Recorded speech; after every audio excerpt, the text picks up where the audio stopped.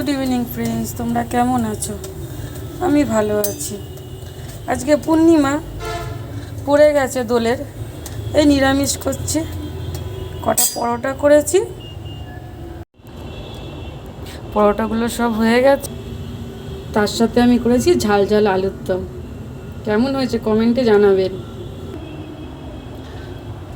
নতুন পদ্ধতিতে আজকে একটু পায়েস বানাবো, ওটাই আমি আজকে আপনাদের সাথে শেয়ার করব। এখানে আছে 50 গ্রাম গোবিন্দভোগ চাল আর 500 গ্রাম দুধ। প্রেসার কুকারে আমি অল্প করে জল দিয়ে দিয়েছি, আর এই ধুয়ে রাখা গোবিন্দভোগ চালটা আমি দিয়ে দেবো। কাজু, কিশমিশ, এলাচ আপনারা যে যেমন খান এর মধ্যে দিতে পারেন। প্রেসার কুকারে দুটো সিটি হয়ে গেলে কুকারটা আমি বন্ধ করে দেবো। দেখুন কি সুন্দর দেখতে হয়েছে পায়েসটা। আর আমি একটু এর মধ্যে নতুন গুড় দিয়েছি। আপনার যদি রেসিপিটা ভালো লাগে লাইক করবেন, কমেন্ট করবেন এবং শেয়ার করবেন। আর সবাইকে দোলের অনেক অনেক শুভেচ্ছা আর ভালোবাসা। আজকের জন্য টাটা।